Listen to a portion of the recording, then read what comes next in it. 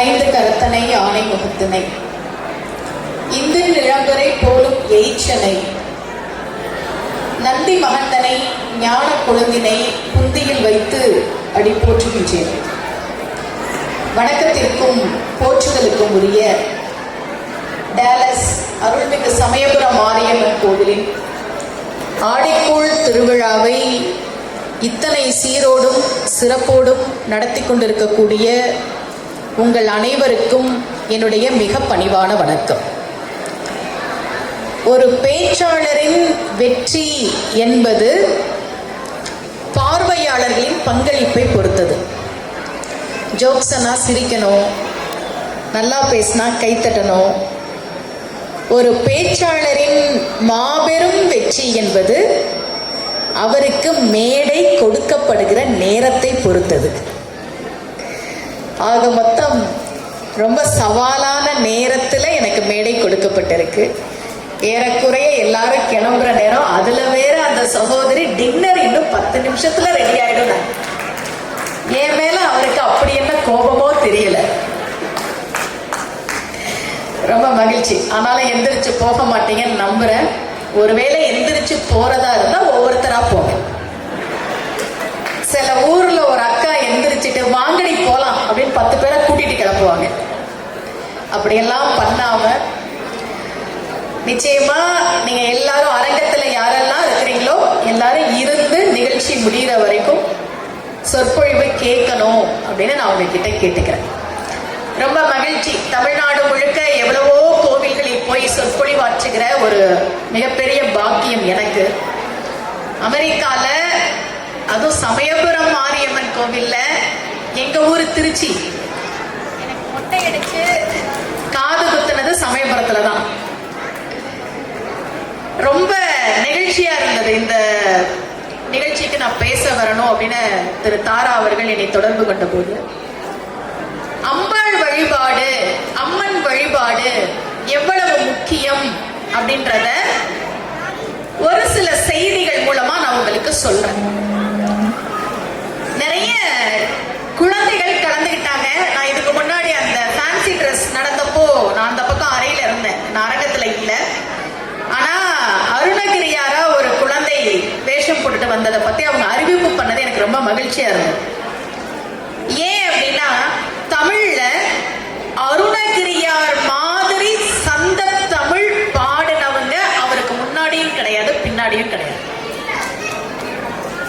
முருகன் அவருக்கு அப்படி ஒரு தமிழை கொடுத்தான். தலை எழுத்தை மாற்றி தரக்கூடிய தெய்வம் யாருன்னா முருகப்பெருமான். உங்களுக்கு எல்லாம் உங்களோட மோசமான தலையெழுத்து மாறணும்னா முருகனை தான் கும்பிடணும்.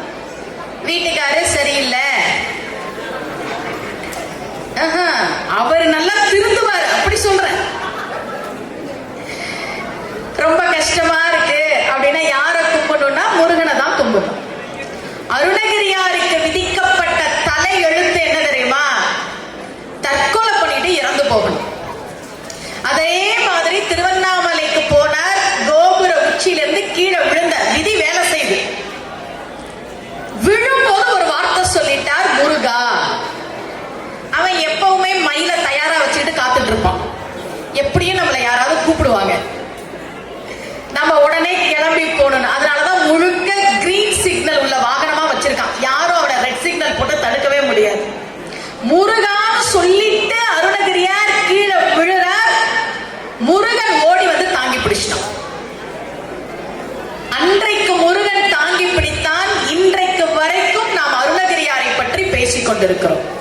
எப்போதோ இறந்து போகணும்னு விதிக்கப்பட்ட அந்த தலையெழுத்தை மாற்றி காலந்தோறும் நிலைத்த புகழை கொடுத்ததும் முருகன். அவர் மாதிரி சந்த தமிழ் தமிழ்ல வேற யாருமே பாடினது கிடையாது. இப்ப 2K கிட்ஸ்க்குலாம் பாட்டு கேட்டா அழுக வரும்ன்ற விஷயமே தெரியாதுங்க. அதுல தெரிஞ்சதெல்லாம் வைப். மலர்ந்தும் மலராத பாட்டை கேட்டா நம்ம அழுவோம். கிழக்கு சீமையில படத்துல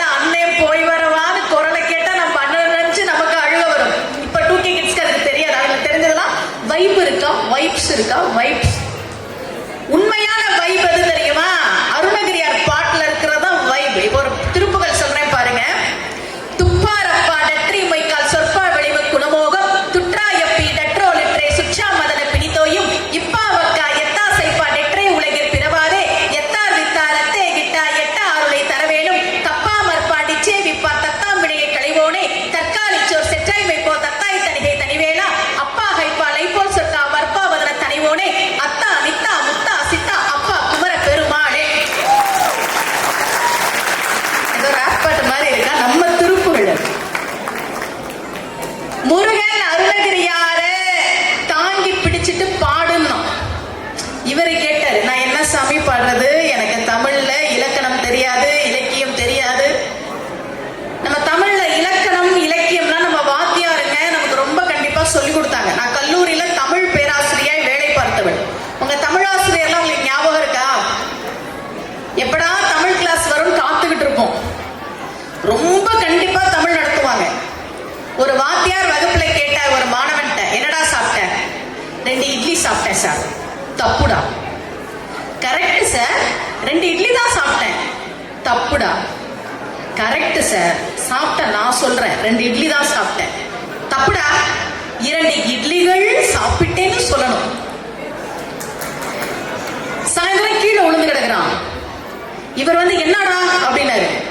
2 மாடு முட்டிடுச்சு சார். தப்புடா. 2 மாடுகள் முட்டி விட்டதுன்னு சொல்லணும். இவன் பார்த்தா, நான் கீழே விழுந்து சாக கிடக்குறேன், உங்களுக்கு இலக்கணம் முக்கியமா போச்சு. கொஞ்ச நேரத்துல வாத்தியார் கிணத்துக்குள்ள விழுந்துட்டார். இவன் எட்டி பார்த்துட்டு, வாத்தியார் கிணத்துக்குள்ள விழுந்துட்டார்னா அவர் உள்ள போய்கிட்டே சொன்னார், தப்புடா. விழுந்து கொண்டிருக்கிறார். இவன் சொன்னான், என் உயிரை விட உங்களுக்கு இலக்கணம் முக்கியமா நினைச்சேன், இப்பதான் சார் தெரியுது உங்க உயிரை விட உங்களுக்கு இலக்கணம் தான் முக்கியம்னு. அப்படியெல்லாம் பாடம் நடத்தின ஆசிரியர்கள் இருந்தார்கள். இப்ப அருணகிரியார் சொன்னார், இலக்கணம் தெரியாதுப்பா, இலக்கியம் தெரியாது, தமிழே தெரியாது, நான் என்னப்பா பாடுறது. முருகன் நான் அடியெடுத்து கொடுக்கிறேன்னு முத்துன்னா என்ன சொன்னா? இப்படிலாம் நான் கேள்வி கேட்டா பதில் சொல்லுங்க, அப்பதான் நீங்களாம் தூங்காம முழிச்சிருக்கிறீங்க அப்படின்னு நான் உறுதிப்படுத்திக்குவேன். என்ன சொன்னா முருகன்? முத்து. முத்து பாடு. அருணகிரியார் பாடினார். முத்தை தரு வத்தி திருநகை அத்திக்கிரை சத்தி சரவண முத்திக்கோரு வித்துக்கூறுவரை என ஓது முக்கட்பர மற்கு சுருதியின் முற்பட்டது கற்பித்திருவரும் 33 வர்க்கத்தமரும் அடிவேன 10 தலை தத்தக்கணிதொரு ஒற்றைக்கிரி மத்தை பொறுதொரு பட்டப்பகல் வட்டத்திகிரில் இரவாக பத்தற்கிரதத்தை கடமைய பச்சை புயல் மெச்ச தகுபொருள் பட்சத்தோடு ரச்சித்தொடரும் ஒரு நாளே தித்தித்திய ஒத்த பரிபுர நிறுத்தப்பதம் வைத்து பயிரவி திக்கற்கொட டிக்கக்கழுகொடு கழுதாட திக்குப்பறி அட்டப்பயிரவ தொக்கு தொகு தொக்கு தொகு தொகு சித்திரப்பவரி குத்தரி கடுக என ஓத கொத்துப்பறை கொட்டக்கிழமிசை குக்கு குகு குக்கு குகு குத்தி புதை புக்கு பிரியன முதுகூகை கொட்புச்சல நட்பற்றவனரை வெட்டி பலி இட்டு குலகிரி குத்துப்பட ஒத்து பொறவட பெருமாளே முடிச்சார். முருகன் கொடுத்த தமிழ் அருணகிரியாருக்கு. அவரை போல சந்த தமிழ் பாடியவர்கள் யாரும் கிடையாது. அருணகிரிநாதரை ஃபேன்சி ட்ரெஸ்ல போட்டுட்டு வரக்கூடிய மாணவர்கள் அமெரிக்காவில் இருக்கிறார்கள் என்பதெல்லாம் எனக்கு மிகுந்த மகிழ்ச்சியாக இருக்கு. அம்மாவுக்கும் அப்பாவுக்கும் என்ன வித்தியாசம் தெரியுமா? சொல்லுங்க பாப்போம். வலி வந்தா எப்படி அழுவீங்க? அம்மா அழுவீங்களா? அம்மா அம்மா அழுவீங்களா? எல்லாம் அழுது காமிங்க பார்க்கலாம். சரி, வலி போயிருச்சு, என்ன சொல்லுவீங்க? வலிக்கும் போது அம்மா கூட இருப்பாங்க, வலி போன பிறகுதான் அப்பா எட்டி பார்ப்பாங்க. அதான் உண்மை. நல்ல கை தட்டலாம், ஒன்றும் தப்பு கிடையாது. ஆண்கள்லாம் பார்க்குறாங்க. இதுக்குதான் பெண் பேச்சாளர்களை கூப்பிடக்கூடாது. வந்தவுடனே ஒரு சங்கம் ஆரம்பிச்சிருவாங்கப்பா அப்படின்னு. நமக்கு வலிக்கும் போது யாரு கூட இருப்போம்னா அம்மா தான் கூட இருப்பாரு. ஒன்னும் நம்ம வீட்டுல தினமும் காலையில நடக்கிற விஷயம் சொல்றேன் பாருங்களேன். தினமும் காலையில நம்ம வீட்டுல என்னெல்லாம் நடக்கும் நீங்க யோசிச்சு பாருங்க. குழந்தை வந்து அம்மாட்ட கேட்கும், அம்மா என் நோட் எங்க, அம்மா என் பேனா எங்க, அம்மா என் புக் எங்க, அம்மா என் பென்சில் எங்க, அம்மா என் லஞ்ச் பாக்ஸ் எங்க, அம்மா என் யூனிஃபார்ம் எங்க, அம்மா என் ஷூ எங்க, அம்மா என் சாக்ஸ் எங்க, அம்மா என் ஐடி கார்டு எங்க. அப்பா கிட்ட கேட்கிற ஒரே கேள்வி, அப்பா அம்மா எங்க? ஏன்னா அப்பா கிட்ட போய் என் ஐடி கார்டு எங்கன்னு கேட்டா அம்மா கிட்ட கேளுன்னு அவர் சொல்லுவார். அம்பாள் எங்கே வித்தியாசப்படுகிறாள் தெரியுமா? நமக்கு என்ன கொடுக்கணும், எப்படி கொடுக்கணும்னு அவளுக்கு தெரியும். அப்பா வந்து கொஞ்சம் கூட கவன சிதறலோட இருக்கலாம். நான் சொல்லல, நம்ம பெரிய புராணம் சொல்லுது. ஞானசம்பந்த பெருமான் ஊரா சிவபெருமானுடைய கோவில்களுக்கு போய் தேவாரம் பாடுறார். சின்ன குழந்தை அவர் கையை தட்டி தட்டி பாடிக்கிட்டே போறார். ஞானத்தின் திருவுருவை நான்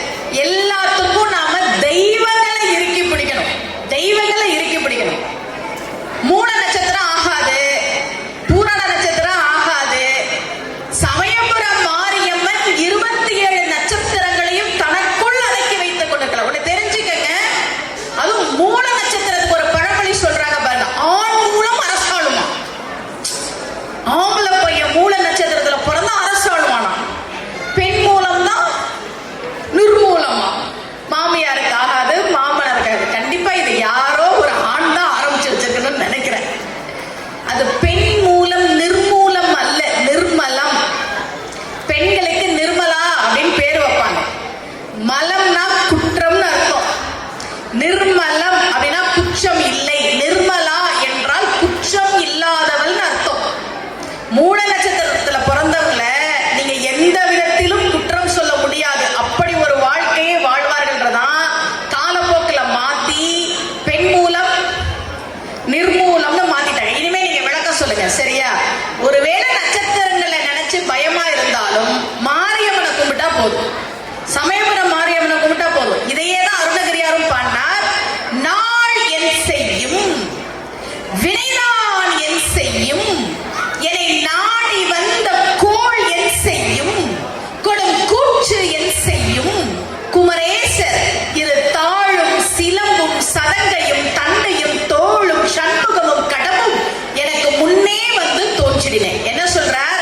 நாளை நினைச்சு பயப்படாத, கிரகத்தை நினைச்சு பயப்படாத, நான் என்ன பாவம் பண்ணணும்னு நினைச்சு பயப்படாதன்னு சொல்லிட்டு ஒரு பட்டியல் போடுறார். நான் சொல்ல சொல்ல கூட்டி சொல்லுங்க. 2 தாள், 2 சிலம்பு, 2 சதங்கை, 2 தண்டை, 2 2 2 2 கூட்டினா எவ்வளவு? ஈஸியான கணக்கு தானே கேட்டேன். எவ்வளவு கூட்டினா? கரெக்டா கணக்கு போட்டு சொல்லணும், சரியா?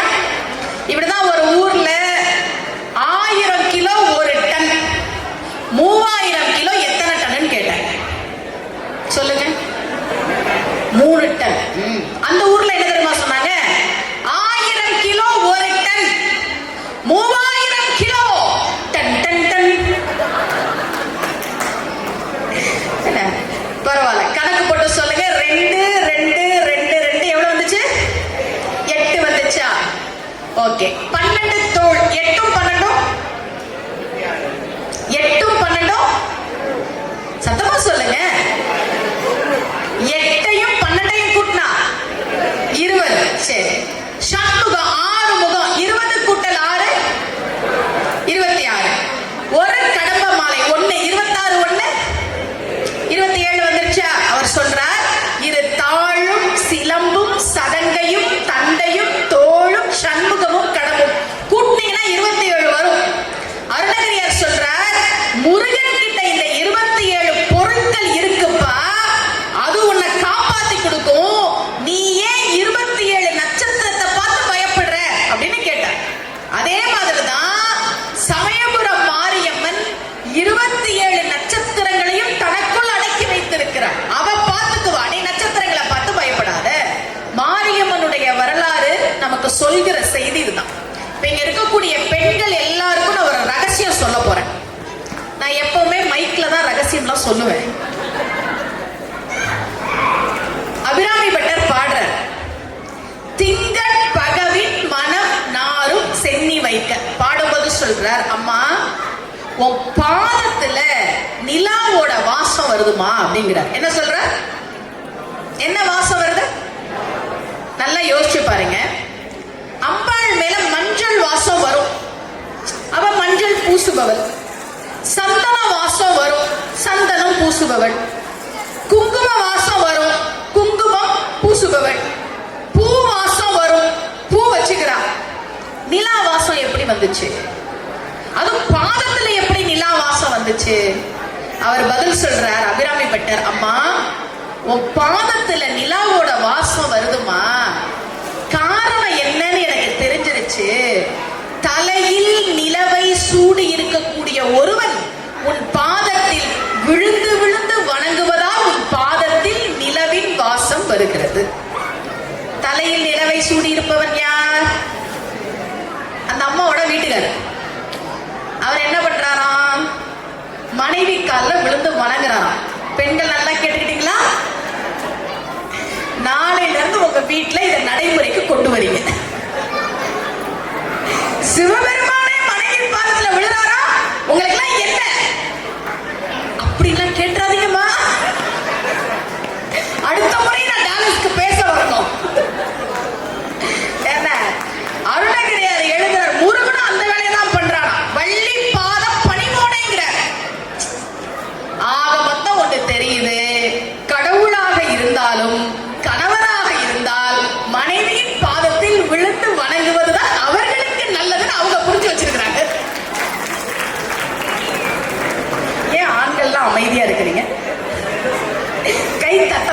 இல்ல, உண்மையா சொன்னேன்.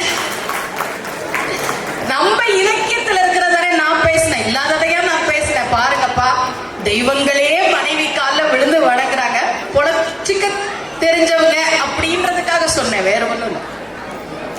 அபிராமி பட்டர் பாடுற சிவபெருமான் எப்பேற்பட்ட தெய்வம். மாணிக்க வாசகர் சிவபெருமான பாடுறார், சேர்ந்தறியா கையான்கிற. சிவபெருமானுடைய கை சேர்ந்ததே இல்லையா. ஏன் தெரியுமா? அந்த தெய்வத்துக்கு யார்கிட்டையும் போய் இப்படி வணக்கம் வைக்க வேண்டிய அவசியம் இல்லை. யார்கிட்டையும் போய் இப்படி யாசகம் கேட்க வேண்டிய அவசியம் இல்லவே இல்லை. அதனால அவனை சேர்ந்தறியா கையான்னு பாடுறார் மாணிக்க வாசகர். அந்த தெய்வம், அந்த சிவபரம்பொருள் தன் மனைவியின் காலில் விழுந்து வணங்குவதாக ஆதிசங்கரரும் அபிராமி பட்டரும் பாடுகிறார். சௌந்தரிய லகரியில ஆதிசங்கரர் முதல் பாட்டு தொடங்குறார். இந்த ஜனனி ஜனனி பாட்டு கேட்டிருக்கிறீங்களா? அந்த பாட்டோட தொடக்கத்துல இந்த பாட்டு தான் வரும். சௌந்தரிய லகரியுடைய முதல் பாட்டு சிவ சக்தியா யுக்தோ அப்படின்னு தொடங்குறதுல நகலு குச்சல, இரண்டாவது வரியில ஹரி ஹர விருஞ்சாதி.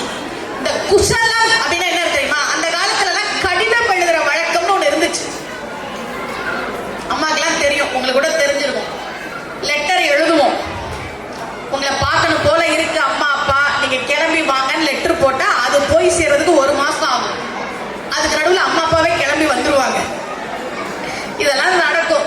அப்படிப்பட்ட தலைமுறை தான் நாமெல்லாம். கடிதம் போய் சேர்ந்து பதில் வர்ற வரைக்கும் காத்திருந்தோம். இப்பெல்லாம் வாட்ஸ்அப்ல மெசேஜ் அனுப்பிட்டு இன்னும் ப்ளூடிக் வரலையே, இன்னும் ப்ளூடிக் வரலையே, இன்னும் ப்ளூடிக் வரலையேன்னு காத்திருக்க முடியாம அவங்களுக்கு போன் பண்ணி வாட்ஸ்அப்ல மெசேஜ் அனுப்பியிருக்க பாருன்னு சொன்னாதான் நமக்கு நிம்மதி. என்ன கடிதம் எழுதுற வழக்கம்னு ஒண்ணு இருந்தது. கடிதம்ல எழுதுவாங்க, உன்னை குசலம் விசாரிக்கிறேன். கேள்விப்பட்டிருக்கிறீங்களா அந்த வார்த்தையெல்லாம்? அது என்ன குசலம் விசாரிக்கிறதுனா என்ன அப்படின்னா, சலம் அப்படின்னா அசைறது, அசலம்னா அசையாம இருக்கிறது. அதனாலதான் திருவண்ணாமலைக்கு அருணாச்சலம்னு பேரு. அருணம்னா நெருப்பு, அசலம்னா அசையாம இருக்கிற மலை, அருணாச்சலம். குசலம்னா நல்லா அசைறது. நான் உன்னை குசலம் விசாரிக்கிறேன் அப்படின்னா நீ நல்லா இயக்கிட்டு இருக்கிறியா, நடமாடிட்டு இருக்கிறியா அப்படின்னு அர்த்தம். படுத்த படுக்கையா இல்லாம நல்லா இருக்கிறியான்னு கேட்கறதா குசலம் விசாரிக்கிறது. என்ன சொல்றாரு ஆதிசங்கரர்? நக்கலு குச்சல ஹரி ஹர விருஞ்சாதி. ஹரி ஹர விருஞ்சினா பிரம்மன் அர்த்தம். தமிழ்நாட்டுல திரு விருஞ்சிபுரம்னு ஒரு இடம் இருக்கு, பிரம்மன் வழிபாடு செய்த கோவில். அவர் சொல்றார், அம்மா இந்த சிவபெருமானும் பெருமாளும் பிரம்மனும் குசலமாக இருப்பதற்கு, இயங்குவதற்கே நீதானம்மா காரணமாக இருக்கிறாய். உன்னை வணங்கவும் தோத்திரம் செய்யவும் நாங்கள் எத்தனை புண்ணியம் செய்தவர்கள் என்று சௌந்தரிய நகரில முதல் பாட்டுல பாடுறார். சக்தியாக இருக்கக்கூடியவள் அம்பாள். நானே சாய் வித் சித்ரா நிகழ்ச்சியில ஒரு பேட்டியில நான் சொன்னேன், ஊர்த்துவ தாண்டவம் அப்படின்றத பத்தி. நம்ம தெய்வங்களை பத்தி தப்பு தப்பா கதைகளை சொல்றவங்க பரப்பிட்டு இருக்கிறாங்க அப்படின்னு அதுக்கு நான் விளக்கம் சொன்னேன். இந்த மேடையில நான் அதை சொல்லணும் அப்படின்னு ஆசைப்படுறேன். ஊர்த்துவ தாண்டவம் கேள்விப்பட்டிருக்கிறீங்களா? யாருக்கெல்லாம் தெரியும் சொல்லுங்க பாப்போம். தெரியுமா? உடுங்கம்மா, இப்படி திடீர்னு கேள்வி கேட்டா என்ன பண்றது? ஊர்த்துவ தாண்டவம் தானே கேட்டேன். உங்க வீட்டுக்காரம்மாக்கு என்னைக்கு பிறந்த நாள் தான் கேட்டேன். சரி, ஓகே, நல்லா தெரிஞ்சுக்கங்க சார். எனக்கு என்ன மகிழ்ச்சினா, நான் ஒரு இந்த 10 வருட காலமா தான் ஆன்மீக சொற்பொழிவாளரா நிறைய நிகழ்ச்சிகளுக்கு போறேன். அதுக்கு முன்னாடி நான் பட்டிமன்ற பேச்சாளராக தான் இருந்தேன். ஆன்மீகத்தின் மூலமாகத்தான் மக்களை நல்வழிப்படுத்த முடியும் அப்படின்றத நான் ரொம்ப உறுதியா நம்புறேன். ஏன்னா இன்னைக்கு எல்லார் மனசுலயும் வன்மம் இருக்கு, எல்லார் மனசுலயும் கோபம் இருக்கு. ஃபேஸ்புக் போனா, இன்ஸ்டாவை போனா எல்லாரையும் திட்டுறான், இஷ்டத்துக்கு கமெண்ட் போடுறான். அறிவுரை சொல்றதுன்னா நம்ம ஃபேஸ்புக்ல பார்க்கலாம். எனக்கு தெரிஞ்ச ஒருத்தருங்க ஒரு சினிமா பிஆர்ஓ, அவங்க வீட்டுக்கு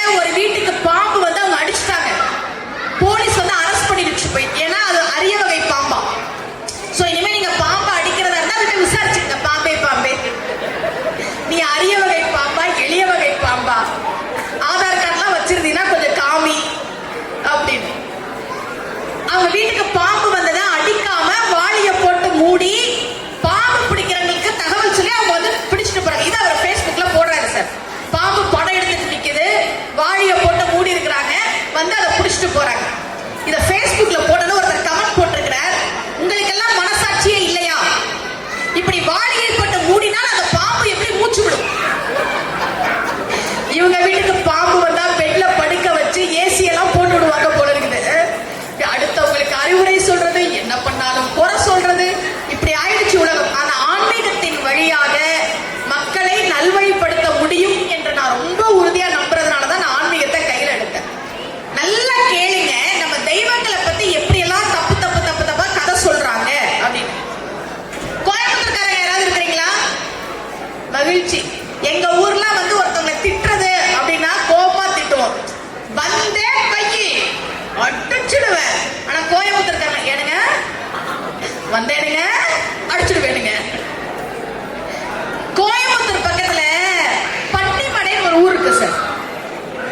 அந்த ஊரோட உண்மையான பேர் பன்னீர்மடை. பன்னிமடையான்னு எல்லாரும் கிண்டல் பண்றதுனால அந்த மக்களுக்கு வெக்கமா இருக்கு. ஊர் பேரை சொல்றதுக்கு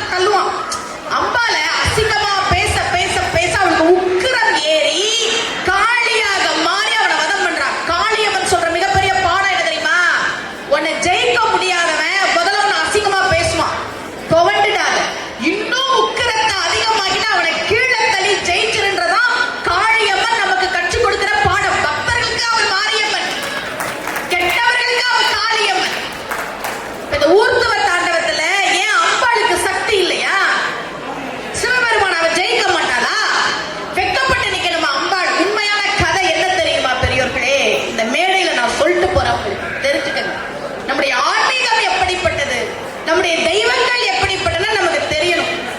சிவபெருமானும் அம்பாளும் ஆடுறாங்க, ஆனா தனித்தனியா ஆடல, ஒன்னா ஒரே உடம்ப அர்த்தநாரீஸ்வரரா ஆடுறாங்க.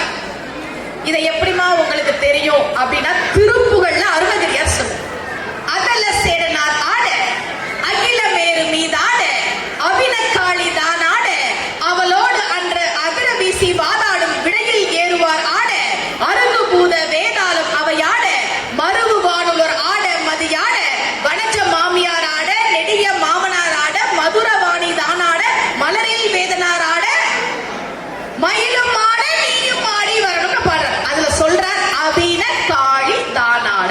இந்த வார்த்தை தான் சார் அதுக்கு பதில். நமக்கு தெரிஞ்சாதானே நம்ம மத்தவங்கள்ட்ட சொல்றதுக்கு. அபின காளினா என்னன்னா, காளியாக அம்பாள் சிவபெருமான் கூட சேர்த்து ஆடினாலாம். ஒரு கோவில்ல சிலை உடைஞ்சிருச்சுன்னா பின்னம் ஆயிடுச்சும்போ. பின்னம்னா என்ன? பிரிஞ்சிருக்கிறது. அபினம்னா என்ன? சேர்ந்திருக்கிறது. என்ன சொல்ற? அபின காளி தானாட. சிவபெருமானும் காளியும் ஒரே உடம்பா ஆடிக்கிட்டு இருக்கும் போது சிவபெருமான் கால்ல வந்து ஒருத்தன் உழுவுறான். யாருன்னா சந்திரன். தக்ஷன் சாபம் கொடுத்துட்டா, நான் தேஞ்சுக்கிட்டே இருக்கேன். மூணாவது அன்னைக்கு வந்தானா சந்திரன். இன்னும் 2 நாள் தான் இருக்கு. சிவபெருமானே தேஞ்சா நான் அமாவாசையா காண போயிடுவேன். நடனம் ஆடிக்கிட்டே இருக்கிற சிவபெருமான் அதே உடம்புல அம்பாள் ஆடிக்கிட்டு இருக்கா. கால்ல வந்து சந்திரன் உழுந்து சாப விமோசனம் கொடு அப்படின்னு கேட்கிறான். உடனே சிவபெருமான், நான் சாப விமோசனம் தரேன், தக்ஷன் கொடுத்த சாபம் அப்படியே இருக்கட்டும், நான் உன்னைய காப்பாத்துறேன், நீ வளர்ந்துகிட்டே இருப்பேன்னு சொல்லிட்டு கால்ல விழுந்த சந்திரனை அப்படியே தூக்கி தலையில வச்சாரா. பார்வதி பார்த்தா, இவ்வளவு கருணையாப்பா உனக்கு, ஒருத்தவன் கால்ல உழுவுறான், சரிடா போ நான் பாத்துக்கிறேன்னு சொல்லாம அவன் அப்படியே தூக்கி தலையில வைக்கிறியப்பா, இதை என்னால பண்ண முடியாது என்றுதான் அம்பாள் விலகி வெட்கப்பட்டு நின்றார். இதுதான் உண்மை, இதுதான் உண்மை. சிவபெருமான் ஆண், என்னால காலத்துக்கு தலையில வைக்க முடியும், நீ வச்சிருவியான்னு கேட்டு அம்பாள் வெட்டி நிக்கல. ஏன்னா ஒருத்தன் கால்ல வந்து உழுவுறான், உன் பக்தன்னு சொல்றான், கால்ல உழுவுற தலையில தூக்கி வைக்கிற, எவ்வளவு காருண்யம் உனக்கு, என்னால இதை பண்ண முடியாது என்றுதான் அம்பாள் வெட்டி நின்றாள். இப்படிதான் அந்த கதையோட உண்மையான அர்த்தம். என் ஊரு பன்னீர் மடன் எனக்கு தெரிஞ்சாதான் சார் நான் மத்தவங்களுக்கு விளக்கம் சொல்ல முடியும். இன்னைக்கு தெரிஞ்சுக்க, அம்பாளும் அப்பனும் எப்படியெல்லாம் நமக்கு ஒரு வாழ்க்கையை வாழ்ந்து காட்டி இருக்கிறார்கள் என்று நம்முடைய புராணம் சொல்கிறது. இன்னொன்னு, நம்ம மாரியம்மனை கும்பிடுறோம், குலதெய்வங்களுக்காக இங்கே கோவில்கள் அமைப்பது எனக்கு ரொம்ப மகிழ்ச்சி. நம்ம கருப்பசாமி, நம்ம முனீஸ்வரன், நம்ம ஐயனாரு, எனக்கு ரொம்ப மகிழ்ச்சி. ஏன்னா குலதெய்வத்தை பார்க்கணும், கருப்பசாமியை பார்க்கணும்னா இந்தியாவுக்கு தான் வரணும். அந்த குறை இல்லாம குலதெய்வங்களுக்காக நீங்கள் கோவில் கட்டுகிறீர்கள் என்பது எனக்கு ரொம்ப மகிழ்ச்சி. முக்கியமா அம்பாளை கும்பிடுறதுக்கான முதல் தகுதி என்ன தெரியுமா? முதல் தகுதி என்ன தெரியுமா? பெண்களை மதிக்கணும் சார், பெண்களை மதிக்கணும். நான் இந்த ஊர்ல அது சரியா வருமானு தெரியாது, ஏன்னா நம்ம ஊர்ல அதெல்லாம் திரும்ப திரும்ப சொல்ல வேண்டியிருக்கு. சில ஆண்களுக்கு மனைவிக்கு ஒரு பேர் இருக்கின்றதே ஞாபகத்துல இருக்காது. ஏ இங்க வா, ஏ அதை எடு, ஏ என்ன, இப்படிதான் கூப்பிட்டு இருப்பாங்க. இதெல்லாம் நம்ம திரும்ப திரும்ப சொல்ல வேண்டியிருக்கு. ராமாயணத்துல ஒரு காட்சி சார், நான் சொல்றேன், நல்லா கவனிங்க. லக்ஷ்மணன் சுக்ரீவனை கொல்ல புறட்டு வரான். சுக்ரீவன் சொன்னா, ஒரு 3 மாசம் கழிச்சு வரேன் போ, அப்புறமா உங்க அண்ணியை தேடலாம், இப்ப என்ன அவசரம், ஒரு 3 மாசம் டைம் கொடுனா. 3 மாசம் இல்ல, 6 மாசம் ஆயிடுச்சு, இவன் வரவே இல்லை, சுக்ரீவன் வரவே இல்லை. லக்ஷ்மணன் என்ன பண்ணா, இன்னைக்கு சுக்ரீவனை கொல்லாம விட மாட்டேன்னு வரான், கோபம் வரான், அவன் கோபக்காரன். தாரை பார்த்துட்டான். சுக்ரீவன் தாரைக்கு கொழுந்தனர், வாலியோட மனைவி தாரை பார்க்கிறான். இவன் வர்ற வேகத்துக்கு சுக்ரீவன் மட்டும் கையில மாட்டினா நாளைக்கே கருமாதி தான் பார்த்த தாரை என்ன பண்ணா, என்னப்பா அண்ணன் இல்லாம வர்ற, உன் அண்ணனை விட்டுட்டு நீ வர மாட்டேங்கிறான். பெண்களுக்கு அந்த சாதுரியம் ரொம்ப அதிகம். எங்க எப்படி பேசணும்ன்றது அவங்களுக்கு தெரியும். ஆனா எல்லா இடத்துலயும் அது எடுபடாது. எங்க ஊர்ல ஒரு அக்கா கடையில வந்து தேங்காய் விலை கேட்கிறாங்க. ஒரு தேங்காய் எவ்வளோ? கடைக்காரர் சொன்னார் 40 ரூபாய்.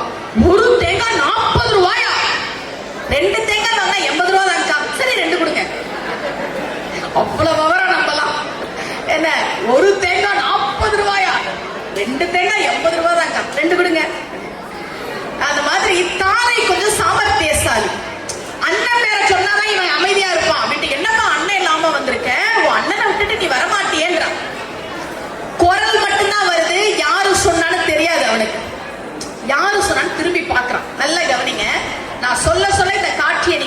அதே வாங்களேன். காடு, ஆரண்ய காட்டத்துல வருது. காடு ரொம்ப கோவமா லக்ஷ்மணன் வரான். சுக்ரீவனை கொல்ல போறேன்ட்டு வரான். குரல் மட்டும் கேக்குது, என்னப்பா அண்ணன் இல்லாம வந்திருக்க? யாரு சொன்னாலும் லக்ஷ்மணனுக்கு தெரியாது. திரும்பி பாக்குறான், யாரு அப்படின்னு பாக்குறான். தாரை நிக்கிறான். அத கம்பன் எழுதுறான். ஆர்களோ உரை செய்தார் என்று அருள் வர சீற்றம் அக்க பார்குலாம் முழுவன் திங்கள் பகல் வந்த படிவம் போலும் ஏர்குலாம் முகத்தினாலே இறைமுகம் எடுத்து நோக்கி தார்குலாம் அலங்கல் மார்பன் தாயரை நினைந்து நைந்தான். நல்லா கவனிங்க, யாரு பேசுறா அப்படின்னு திரும்பி பார்க்கிறான். பகல்ல வந்த பௌர்ணமி மாதிரி அழகான முகத்தோட தாரை நின்னாலாம். அவ விதவை கோலத்துல இருக்கிறா. லக்ஷ்மணன் பார்த்த உடனே நம்ம அம்மாவும் இப்படிதானே விதவை கோலத்துல இருப்பாங்கன்னு நினைச்சு கண்ணீர் சிந்துறான். இது பாட்டு. அதுக்கு போட்டா பாருங்க கம்பன் ஒரு வரி. தார்குலாம் அலங்கல் மார்பன், கழுத்தில் மாலையை அணிந்திருக்கக்கூடிய லக்ஷ்மணன் அம்மாவை நினைத்து அழுதாங்கிறான் கம்பன். இதுல ஒரு தப்பு இருக்குங்க. காட்டுல இருக்கிற கழுத்துல எப்படிங்க மாலை வரும்? கல்யாணத்தன்னைக்கு மாலை இருக்கும். நீங்களாம் கல்யாணத்தன்னைக்கு உங்க வீட்டுக்காருக்கு மாலை மாற்றி அந்த ஞாபகம் வருதா? பரவாயில்ல, ஒரு நிமிஷம் கண்ணை மூடி யோசிச்சு பாருங்க. நிச்சயதார்த்த அன்னைக்கு மாலை போட்டிருப்பீங்க. பொதுவா ஒருத்தர் கழுத்துல எப்பெல்லாம் மாலை இருக்கும்? நிச்சயமானா இருக்கும், கல்யாணமானா இருக்கும், விசேஷம்னா இருக்கும். எங்களை மாதிரி சொற்பொழிவாளர்களுக்கு சொற்பொழிவுக்கு போகும்போது மாலை போடுவாங்க. வெற்றி பெற்றவன் கழுத்துல மாலை இருக்கும். ராஜாவா முடிசூட்டுற அன்னைக்கு மாலை இருக்கும். இவன் காட்டுக்கு வனவாசம் வந்திருக்கான். அவன் கழுத்துல எப்படி சார் மாலை வந்துச்சு? கம்பன் சொல்றான், தார்குலாமலங்கல் மார்பன், கழுத்தில் மாலையை அணிந்திருக்கக்கூடிய லக்ஷ்மணன் அம்மாவும் இப்படிதானே இருப்பாங்க நினைச்சு அழுதானு எழுதுறானே. அது தப்பு சார், தப்பு. அவன் கழுத்துல மாலை இருந்திருக்காது காட்டுல. பெரியவர்கள் என்ன தெரியுமா விளக்க சொன்னாங்க? மனைவியை பிரிந்து இருக்கக்கூடிய லக்ஷ்மணன் அவன் மனைவி கூட போல. ராமன் சீதை கூட வந்தான். பரதனோ சத்ருகுணோ மனைவி கூட தான் இருந்தாங்க. இவன் மனைவியை கூட்டிட்டு வரல, ஊர் மனைவி விட்டு தான் வந்தான். தானை வீட்டுக்கார இறந்து போயிட்டார், வாலி இறந்து போயிட்டார். கம்பன் சொல்றான், மனைவியை பிரிந்து தனியாக இருக்கக்கூடிய லக்ஷ்மணன் கணவனை இழந்து தனியாக இருக்கக்கூடிய பெண்ணை தப்பா பார்க்காம தாயா பார்த்தால அந்த நல்ல மனசுக்கு கம்பனே அவன் கழுத்துல ஒரு மாலையை போட்டு வச்சுக்கடா, தார்குலாம் அலங்கல் மார்பன் தாயரை நினைந்து. அம்பாளை கும்பிடுறதுக்கான முதல் தகுதி பெண்களை மதிக்கணும். இல்லைன்னா இங்க இருக்க சூழாயுத தலையே இந்த பக்கம் வராதான் அம்பாள் விரட்டுவா. உண்மை, அது நிஜமா சொல்றேன், உண்மை. அம்பாள் வழிபாடு, அம்பாளை வழிபாடு செய்வது என்பது வாழ்க்கையில் நமக்கு எத்தனையோ முன்னேற்றங்களை கொடுக்கக்கூடியது. அபிராமி பட்டர் கதை உங்களுக்கு தெரியும். தை அமாவாசை அன்றைக்கு அபிராமி பட்டருக்காக அம்பாள் வானத்திலே நிலாவை வர செய்தாள். விழிக்கே அருளுண்டு அபிராமவல்லிக்கு வேதம் சொன்ன வழிக்கே வழிபட நெஞ்சுண்டு எமக்கு அவ்வழி கிடக்க பழிக்கே சுழன்று பாவங்களை செய்து பால் நரக குளிக்கு அழுதும் கயவர்தம்மோடு என்ன கூட்டு இனி ஏன்னு பாடின உடனே வானத்துல நிலா வந்துச்சு. இப்போ ஒரு கேள்வி வருதுங்க, அது எப்படிங்க அமாவாசை அன்னைக்கு பௌர்ணமி நிலா வரும்? நம்மளாம் அப்படியே புத்திசாலிகள் கேள்வி கேட்டே பழக்கப்பட்டுட்டோம்ல, அப்படிதானே? கேட்போமா இல்லையா? நீங்க சொல்லுங்க. அது இந்த 2K கிட்ஸ் கிட்டலாம் பேசவே முடியாது. அதுல கூப்பிட்டு நீங்க ஒரு கதை சொல்லி பாருங்க. அதுங்க கேட்கிற கேள்வி, ஒரு குழந்தை அம்மா கிட்ட வந்து, அம்மா காய்ச்சல் வர மாதிரி இருக்குமோ? அம்மா தொட்டு பதிரு, காய்ச்சல் இல்ல. சளி வருதுமா? சளிலாம் இல்ல. இருமல் கூட வருதுமா? இல்ல. இல்லையம்மா, காய்ச்சல் இல்ல, சளி இல்ல, இருமல் இல்ல. டாக்டர் கூட்டிட்டு போமா? அதெல்லாம் இல்ல. உனக்கு ஒண்ணும் இல்ல. ஒண்ணும் இல்லையாமா? இல்ல. அப்ப எனக்கு ஐஸ்கிரீம் எடுத்து கொடு. முதல்ல இந்த புள்ள அம்மா எனக்கு ஐஸ்கிரீம் அப்படின்னா இந்த அம்மா காய்ச்சல் வரும், சளி வரும், இருமல் வரும், டாக்டர்கிட்ட போகணும்னு ஆரம்பிப்பாங்க. அதனால அந்த புள்ள எதுவுமே இல்லைல்ல, அப்ப எனக்கு ஐஸ்கிரீம் எடுத்து கொடு. பிள்ளைங்களாம் அவ்வளவு விவரமா இருக்குது. எல்லாம் கேள்வி எல்லாம் கேட்பாங்க. அமாவாசை அன்றைக்கு எப்படி பௌர்ணமி வரும்? இந்த கதையை நம்ம எப்படி புரிஞ்சுக்கணும் தெரியுமா? எப்படி புரிஞ்சுக்கணும் தெரியுமா? உங்க வாழ்க்கையில ரொம்ப இருட்டா இருக்கும் போது, எந்த பக்கம் போறதுன்னு தெரியல, ஏதாவது ஒரு சின்ன வெளிச்சம் வந்து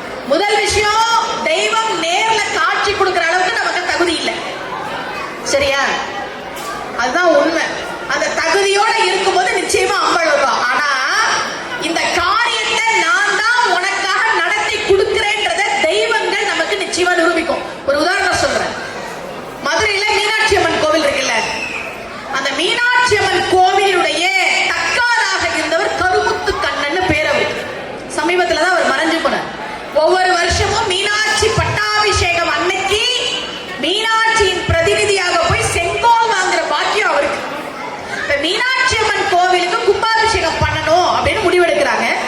அதுக்கு முன்னாடி பாலாலயம் பண்ணணும், அதுக்கு தேதி குறிக்கிறாங்க. எப்போதுமே தமிழர்கள் ஒன்னா இருக்கிற இடத்துல ஒரு இயக்கமா இருந்தாலும் சரி, அமைப்பா இருந்தாலும் சரி, எதிர்கருத்து இருக்கும் சார். நான் கூட பல முறை வேடிக்கையா சொல்லுவேன், வெளிநாட்டுல 3 தமிழர்கள் இருந்தா 2 தமிழ் சங்கம் கண்டிப்பா இருக்கும்.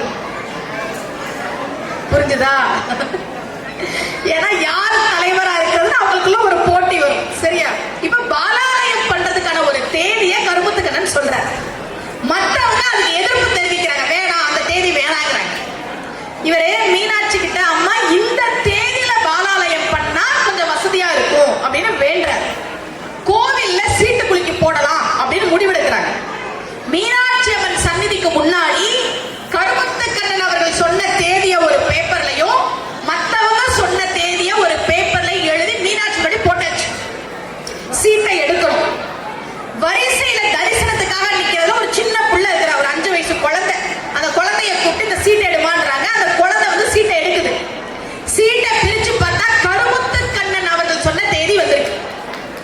ஒரே சந்தோஷம். மீனாட்சி, நான் சொன்னதை கேட்டுட்டேன். எல்லாரும் எனக்கு எதிராக நின்னாங்க, நான் ஒருத்தன் இந்த பக்கம் நின்னேன், நீ என் பக்கம் இருந்து இதை நீ நடத்தி கொடுத்த, நன்றிமா சொல்லிட்டு ஏதோ ஒரு உள்ளுணர்வுல அந்த குழந்தைகிட்ட, பாப்பா உன் பேர் என்னடா அப்படின்னாரு. போய்கிட்டே இருந்த அந்த குழந்தை சொல்லுச்சு, என் பேரு மீனாட்சி. ஏன் காமாட்சின்ற பேர் இருக்க குழந்தை வந்திருக்கலாம்ல. அங்கதான் சார் தெய்வங்கள் நமக்கு துணையாக இருக்கின்றன. தெய்வத்துக்கிட்ட நீங்க கண்ணீரோட ஒரு விஷயத்தை கேட்டீங்கன்னா அது பார்த்துட்டு சும்மாலாம் இருக்காது. நிச்சயமா தெய்வங்கள் உங்களுக்கு வந்து அருள் செய்யும். பழனியில முருகன் மாநாடு ஒன்று நடத்தினாங்க சார். தமிழ்நாட்டுல தமிழக அரசு நடத்துச்சு. தேடி அறிவிச்ச உடனே எனக்கு என்ன ஒரு நினைப்புனா, எப்படி நம்மள கூப்பிடுவாங்க, ஏன்னா நம்மளாம் அப்படி அவ்வளவு ஒரு ஆர்வமா காத்துக்கிட்டு போல. எப்பவுமே நம்ம பெரிய ஆள நினைச்சுக்கிறவங்க தானே. இப்பெல்லாம் அந்த நிகழ்ச்சிக்கு பிறகு எங்க போனாலும் என் காலில் விழுந்து ஆசீர்வாதம் வாங்குறாங்க சார். என்னோட வயசுல பெரியவங்க, அனுபவத்துல பெரியவங்க இருந்தாலும் அம்மா ஆசீர்வாதம் பண்ணுங்கன்னு காலில் வந்து விழுறாங்கல்ல. ஆரம்பத்துல நான் சின்ன பொண்ணுங்கன்னு சொன்னாலும் ஒரு கட்டத்துல என்ன ஆயிடுச்சுன்னா, என்ன யாரும் நம்ம காலில் வந்து விழ மாட்டேன்றாங்க, இவங்களா விஜய் டிவில நம்மள பார்க்கலையோ அப்படி நினைக்கிற மாதிரி வந்துருச்சு. நாமெல்லாம் அற்ப மாறிட பிறவிகள் தானே. இப்ப இந்த கலிபோர்னியால கான்காடு முருகன் கோவில நான் பேசினேன். எல்லாரும் வந்து காலில் வந்து உள்ளதுன்னு இதே மாதிரி நான் சின்ன பொண்ணு நீங்க விழ வேணாம்னு சொல்லிட்டு இருந்தேன். அப்புறம் எல்லாரும் போயிட்டு, ஓ இன்னைக்கு காலில் உள்ளவங்க எண்ணிக்கை ரொம்ப குறைவா இருக்கு இந்த ஊர்ல அப்படின்னு நினைச்சிட்டு இருந்தேன். ஒரு அம்மா, ஒரு வயசான அம்மா வந்து குடிச்சு, அம்மா நான் ரொம்ப சின்ன பொண்ணுமா, நீங்க என் காலில் எல்லாம் விழக்கூடாதுமானே. அவங்க சொன்னாங்க, இல்லம்மா புடவை மடங்கிருக்கு, அதை எடுத்துட வந்தேம்மா. நம்ம எப்பவுமே நம்மள அப்படிதானே நினைச்சுக்கணும், எவ்வளவு பெரிய ஆள் தெரியுமா அப்படின்னு. ஒரு ஆசை, முருகன் மாநாட்டுல முருகனை பத்தி பேசணும்னு எனக்கு அழைப்பு வரல. கொஞ்சம் வருத்தம் இருந்துச்சு, அப்புறம் விட்டுட்டேன். ஆனா நான் எங்க சொற்பொழிவுக்கு போனாலும் மக்கள் கேட்க ஆரம்பிச்சிட்டாங்க, ஏங்க பழனி முருகன் மாநாட்டுல நீங்க பேசல, ஏங்க பழனி முருகன் மாநாட்டுல நீங்க பேசல, எங்க கூப்பிட்டாங்க நான் போகாம இருந்தேன், கூப்பிடல பேசல. ஒரு நிகழ்ச்சியை சேர்ந்து 2 மணி நேரம் பேசிட்டு இறங்குவோம், ஒண்ணுமே சொல்ல மாட்டாங்க இந்த நிகழ்ச்சியை பத்தி. நீங்க ஏங்க பழனி முருகன் மாநாட்டுல பேசல, இப்படி ஏன் கேட்க ஆரம்பிச்சாங்க. ஒரு கட்டத்துல என்ன பண்ணேன், எங்க வீட்டுல முருகன் முன்னாடி உட்கார்ந்து, உங்ககிட்ட இப்ப நான் ஒரு பஞ்சாயத்தை கொண்டு வந்திருக்கிறேன். நான் எந்த நிகழ்ச்சிக்கு போனாலும் நீங்க ஏன் பழனி மாநாட்டுல முருகனை பத்தி பேசல, நீங்க ஏன் பழனி மாநாட்டுல முருகனை பத்தி பேசல, எல்லாரும் கேட்கறாங்க. எனக்கு கஷ்டமா இருக்கு. ஒருவேளை அவங்க என்ன கூப்பிடாம இருக்கலாம், ஏகப்பட்ட பாலிடிக்ஸ் கூப்பிடல, நீ எனக்கு அந்த வாய்ப்பை வாங்கி கொடுத்துருக்கலாம்ல, நீ நினைச்சிருந்தா எனக்கு அந்த வாய்ப்பை வாங்கி கொடுத்துருக்கலாம்ல. ஏன் முருகா, உன்னைய பத்தி பேசுறதுக்கான தகுதி எனக்கு இல்லைன்னு நீ நினைக்கிறியா?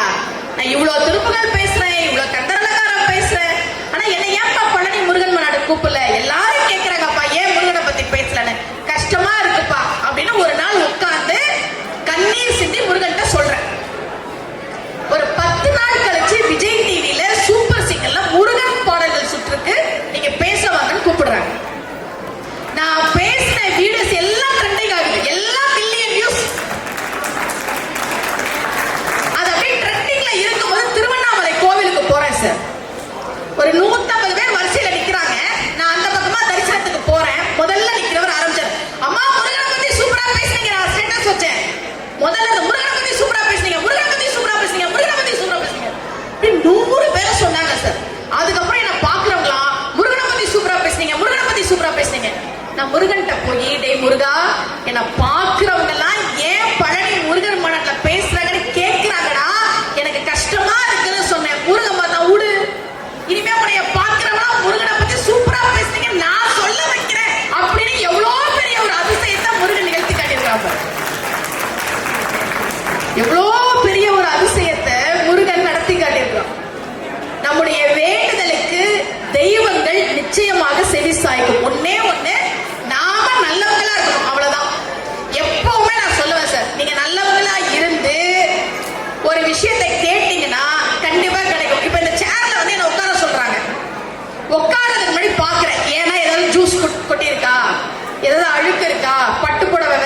இருக்கிறோம். நாமெல்லாம் யாரு சார்? ஒரு அற்ப மானிட பிறவிகள். நாமளே ஒரு சேர்ல உட்கார்றதுக்கு முன்னாடி ஏதாவது அழுக்கு இருக்கிறான்னு பாக்குறோம். அழுக்கா இருந்தா உட்காருவோமா? உட்கார மாட்டோம். நாமளே அழுக்கா இருக்க சேர்ல உட்கார யோசிக்கிறோமே. தெய்வம் நம்ம மனசு அழுக்கா இருந்தா வந்து உட்காருமா? சத்தியமா உட்கார, சத்தியமா உட்கார. ஆனா மன தூய்மையோட கடவுள் கிட்ட நீங்க ஒரு விஷயத்தை கேட்டா நிச்சயமா நடக்கும். எனக்கு ஜோதிடம் தெரியும், அதனால உங்களுக்கு சொல்லிட்டு போறேன். நமக்கு பணத்தை கொடுக்கக்கூடிய கிரகங்கள் 2. ஒன்னு சுக்கிரன், இன்னொன்னு குரு. யாருக்கெல்லாம் நிறைய பணம் வேணும்? அதுக்குதான் நம்ம கஷ்டப்படுறோம் இல்லையா? பணம் வேணாம்னா யாருமே சொல்ல முடியாது. நல்ல பணத்தை சேர்த்து வைங்க. பணம் வாழ்க்கைக்கு ரொம்ப முக்கியம். திருக்குறள் 1330 குறள் இருக்குல்ல, எனக்கு ரொம்ப பிடிச்ச திருக்குறள் நான் சொல்றேன் உங்களுக்கு. அந்த குறள் தான் எனக்கு ரொம்ப பிடிக்கும். வள்ளுவர் சொல்றார், செய்க பொருளை செருணர் செருக்கு அறுக்கும் எஃகு அதனில் கூறியது இல். 1330 திருக்குறள்ல எனக்கு ரொம்ப பிடிச்ச திருக்குறள் இதுதான். உங்களுக்கும் சொல்றேன், ஒரு நோட்ல எழுதி வச்சுக்கங்க. என்ன தெரியுமா சொல்றார் வள்ளுவர்? நிறைய பணம் சேர்த்து வைடா, செய்க பொருளை. நிறைய பணம் சேர்த்து வைடா. ஏன் தெரியுமா? உன்னை ஒருத்த அள வச்சிருப்பான், உன்னை ஒருத்த அசிங்கப்படுத்தி இருப்பான், உன்னை ஒருத்த கேவலமா திட்டிருப்பான். ஐயோ இவனை எதிர்த்துக்கிட்டு நான் என்ன செய்ய போறேன்னு நீ அழுதுருப்ப. அவன் ரொம்ப பலசாலியா இருந்திருப்பான், அதிகாரத்துல இருந்திருப்பான்.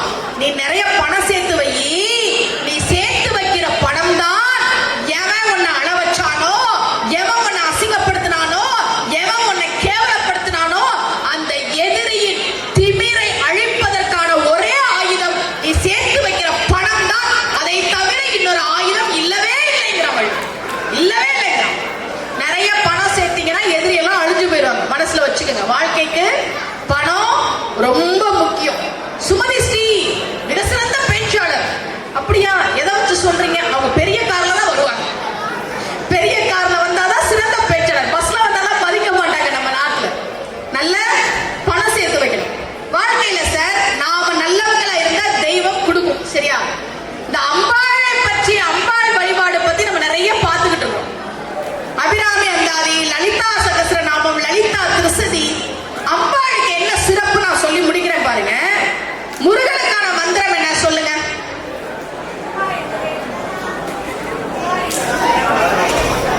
சரவண பவ. முருகனுக்கான மந்திரம் என்ன? சரவண பவ. பெருமாளுக்கான மந்திரம் என்ன? ஓம் நமோ நாராயணாய. சிவபெருமானுக்கான மந்திரம் என்ன? நமச்சிவாய. அம்பாளுக்கான மந்திரம் என்ன? சொல்லுங்க பாபா. ஓம் சக்தி. நம்மளா உருவாக்கிட்டது. யாராவது கரெக்டா சொன்னீங்கன்னா அவங்களுக்கு நான் 1 கோடி ரூபாய் தரேன். தாரா சார் கிட்ட இருந்து வாங்கி தரேன். என்கிட்ட அவ்வளவு பணம் இல்ல. இருக்கிறாரா? அங்க நிக்கிறாரு. அம்மாவா? சரி. ஆனா அம்பாளுக்கான மந்திரம் என்னன்றதை நான் உங்களுக்கு சொல்றேன். எங்க அம்பாள் வித்தியாசப்படுறா அப்படின்னு. மற்ற தெய்வங்கள்லாம் இருக்கிறாங்கல்ல, முருகனோ பெருமாளோ யாரா வேணா இருக்கலாம், கால பைரவரோ, அவங்களுக்கு எல்லாம் ஒரு மந்திரம்னு ஒண்ணு இருக்கு. அம்பாளுக்கு தனியா மந்திரம் கிடையாது. அவள் அக்ஷர ரூபமாக இருப்பவள், எழுத்துக்களாக இருக்கக்கூடிய 51 எழுத்துக்கள் அம்பாளுக்கு உரியது. அதனாலதான் லலிதா திருசதியில ககார ரூபாய, ஏகார ரூபாய, ஈகார ரூபாய எல்லாம் வரும். அம்பாள் எழுத்துக்கள் தனித்தனி எழுத்தா இருக்கா. எழுத்தெல்லாம் ஒன்று சேர்ந்ததான் மந்திரம். இப்ப சரவண பவன்றது ஒரு 6 எழுத்து மந்திரம். அம்பாள் வந்து இப்படி மந்திரமா இல்ல, எழுத்துக்களா இருக்கிறாளாம். இத பத்தி அடுத்த வருஷம் நான் வரும்போது விரிவா நான் உங்களுக்கு பேசுறேன். சரியா? இப்ப பேசினா கிளாஸ் எடுக்கிற மாதிரி ஆயிடும். ஏன் அம்பாள் எழுத்துக்களா இருக்கிறா அப்படின்னா, இந்த மந்திரங்களை மாத்த முடியும். இப்ப சரவண பவன் நானே வந்து விஜய் டிவி சூப்பர் சிங்கர்ல விளக்கம் கொடுத்தேன். சாவ பின்னாடி தூக்குங்க, ரவண பவச ராவ பின்னாடி தூக்குங்க. இந்த மாதிரி இந்த மந்திரங்களை மாத்தலாம், எழுத்த மாத்த முடியாது. பேரை மாத்தலாம், எழுத்த மாத்த முடியாது. எப்படின்னா இப்ப தாரா, தாரா சார் சொல்றீங்கல்ல, அத முன்னாடி பின்னாடி ராதான் மாத்தலாமா இல்லையா? சொல்லுங்க, மாத்தலாமா இல்லையா? மாத்தலாம். ஆனா தான்றது தானா, அதை நீ காண மாத்த முடியாது. ரான்றது ரானா, அதை நீ நாடு மாத்த முடியாது. மற்ற தெய்வங்களுக்கான மந்திரங்கள் கூட மாறுதலுக்கு உட்பட்டது. ஆனால் அம்பாள் அக்ஷர ரூபமாக நிலைத்து நிற்பவள். அவள் எந்த விதத்திலும் மாறுதலுக்கு உட்படாதவள் என்பதுதான் அம்பாள் வழிபாட்டில் இருக்கக்கூடிய சிறப்பு.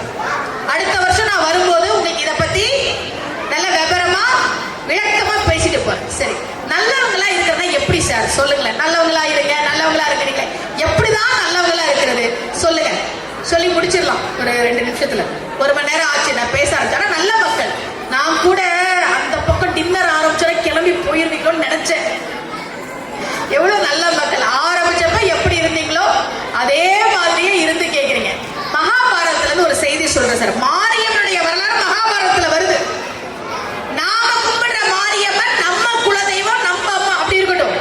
ஆனா எங்கேயாவது இதிகாசங்கள்ல புராணங்கள்ல மாரியம்மன் வரலாறு இருக்கானா? இருக்கு. பரசுராமனுடைய அம்மா ரேணுகா தேவி தலை வெட்டப்பட்டு உடல் வேறாக தலை வேறாக கிடந்த போது பரசுராமர் அதை மாறி சேர்த்துட்டார். அதனால மாரி அம்மா என்பதுதான் மாரியம்மாவாக மாறியதாக மகாபாரதம் சொல்லுது. அது வேற மாரியம்மன், சரியா? புராணத்துல வரக்கூடிய மாரியம்மன். மகாபாரதத்துல இருந்து ஒரு செய்தி சொல்றேன் பாருங்களேன். வனவாசத்துல இருக்கிறாங்க பாண்டவர்கள், வனவாசத்துல இருக்கிறாங்க. தண்ணி தாகமா இருக்கு. தருமன் சகாதேவன் கிட்ட போய் தண்ணி இருக்கான்னு பார்த்துட்டு வாங்கலாம். இவன் வர்றான், ஒரு குளம் இருக்கு, தண்ணி குடிக்க போறான். யட்சன் அவன் முன்னாடி வந்து நான் கேட்கிற கேள்விக்கு பதில் சொல்லிட்டு தண்ணி குடிக்கிறான். இல்ல இல்ல நான் தண்ணி குடிப்பேன். குடிக்க போனா யட்சன் தள்ளி விட்டா செத்துறான் சகாதேவன். நகுலன் போனா, அர்ஜுனன் போனா, பீமன் போனா, எல்லாருக்கும் இதான் நடக்குது. தர்மன் பார்த்தான், தம்பிகளை காணோமே, நாம போய் பார்ப்போம்ட்டு வர்றா. 4 தம்பிகளும் நச்சு பொய்கையில செத்து கிடக்குறாங்க. இவனுக்கு ஒண்ணுமே புரியல. யட்சன் சொன்னான், ஆனாலும் தம்பிங்களுக்கு இவ்வளவு தும்புற ஆகாதுடா. கேள்வி கேட்கிற பதில் சொல்லிட்டு தண்ணி குடிக்கிறான். கேட்காம தண்ணி குடிக்க போனா இவன். இப்ப நான் கேள்வி கேட்கிறேன், நீ பதில் சொல்லு. சரி, நான் தருமன். தருமனுக்கும் யட்சனுக்குமான இந்த பதில் பகவத்கீதைக்கு நிகரானது. அது உங்களுக்கு இன்னொரு முறை அடுத்த முறை வரும்போது சொல்றேன். இப்ப டைம் இல்ல.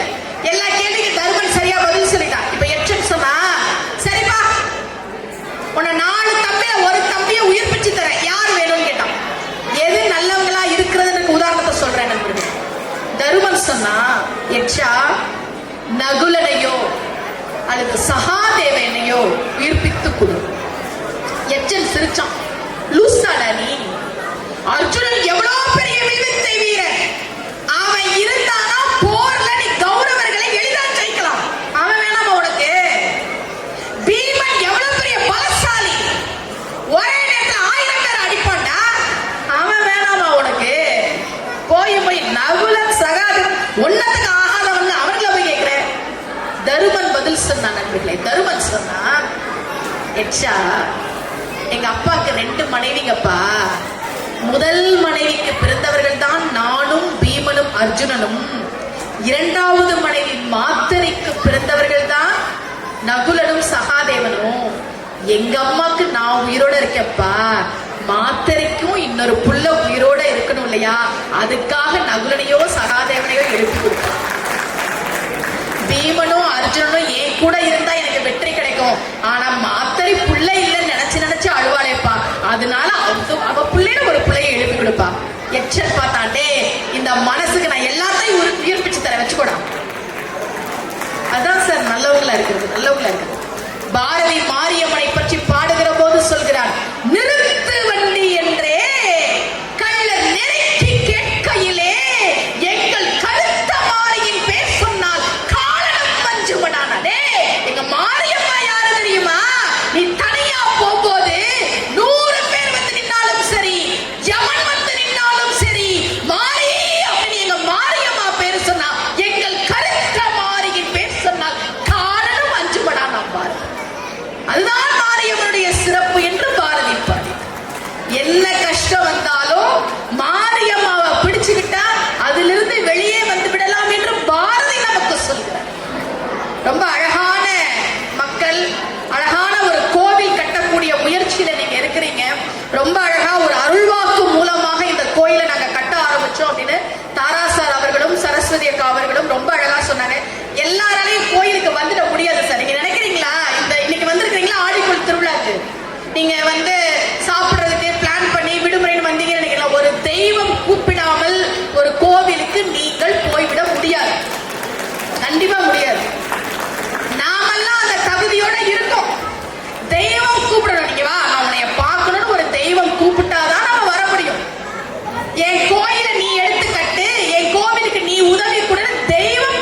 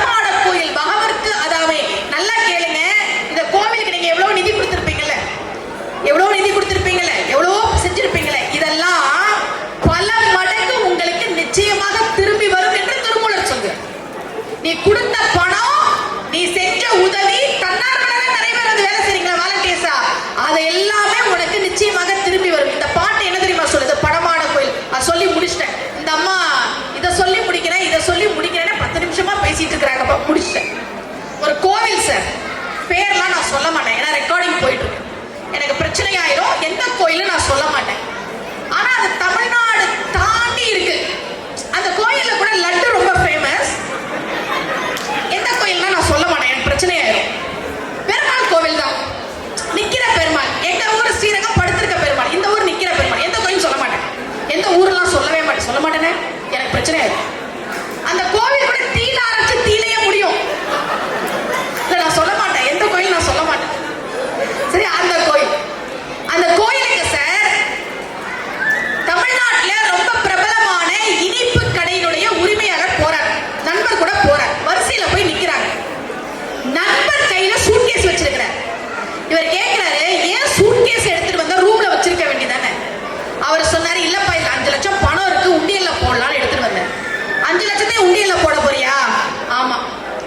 உடனே அவர் சொல்றாரு, எனக்கு பிசினஸ்ல நிறைய வந்துச்சுப்பா லாபம், அதனால 5 லட்சம் உண்டியல்ல போட போறேன். இந்த நண்பர் என்ன தெரியுமா பண்ணாரு? அந்த சூட்கேஸை கொடு அப்படின்னு வாங்கி 5 லட்சத்துக்கும் தரிசன டிக்கெட் விற்கும்ல, 1000 ரூபாய் டிக்கெட், 2000 ரூபாய் டிக்கெட், 5000 ரூபாய் டிக்கெட், 10,000 டிக்கெட், 5 லட்சத்துக்கும் வாங்கிட்டேன். 5 லட்சத்துக்கும் தரிசன டிக்கெட் வாங்கிட்டேன். வாங்கி அந்த நண்பர் கையில கொடுத்து, இங்க வேற அவெல்லாம் இலவச தரிசனத்துக்காக காலையில இருந்து நிக்கிறான், அவன்கிட்ட போய் கொடு அப்படிங்கிற. இவர் 1000 ரூபாய் டிக்கெட்ல போங்க, 2000 ரூபாய் டிக்கெட்ல போங்க, 5000 ரூபாய் டிக்கெட்ல போங்கன்னு அத்தனை பேரும் கண்ணீர் மல்கி, சார் நீங்க நல்லா இருக்கணும் சார், உங்க குடும்பம் நல்லா இருக்கணும் சார், உங்க குடும்பம் நல்லா இருக்கணும் சார், உங்க குடும்பம் நல்லா இருக்கணும் சார் நாங்களாம். இவர் சொன்னாரா, நீ இதை நேரடியா உண்டியல்ல கொண்டு போய் போட்டாலும் கோயிலுக்கு தான் போகுது. இப்ப டிக்கெட் வாங்கி கொடுத்தல, இதுவும் கோயிலுக்கு தான் போகுது. ஆனா நேரடியா உண்டியலுக்கு போட்டிருந்தா இத்தனை பேரோட வாழ்த்தும் ஆசீர்வாதமும் உனக்கு கிடைச்சிருக்காது. நீ மனுஷனுக்கு உதவி பண்ண ஆரம்பி, அடுத்தவனுக்கு உதவி பண்ண ஆரம்பி, எல்லாருடைய வாழ்த்து உன்னை நல்லா வாழ வைக்கிறாரா. இதெல்லாம் திருமூலர் சொன்னார். படமாட கோயில் பகவர் குஞ்சியில், நடமாட கோயில் நம்பர் கங்காதா, நடமாட கோயில் நம்பர் குஞ்சியில், படமாட கோயில் பகவர் கதாவே.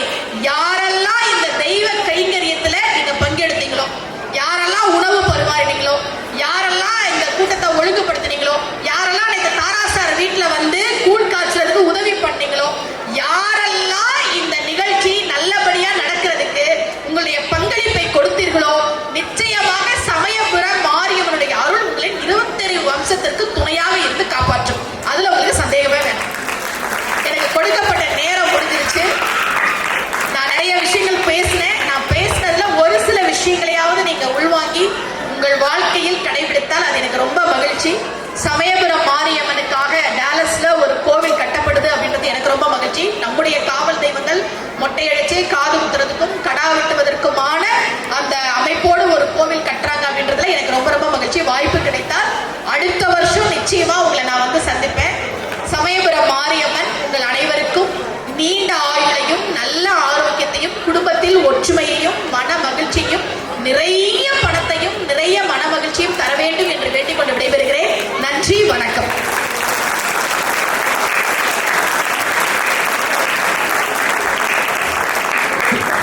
நன்றி நன்றி என்ற வார்த்தை வந்து நிகராகாது சுமதி மேடம் பேசின பேச்சுக்கு. அவங்க ரொம்ப பொறுமையா இருந்து நம்ம எல்லாருக்கிட்டையும் வந்து அவங்களுடைய பேச்சை இன்னைக்கு கொடுத்ததற்கு மிக்க நன்றி.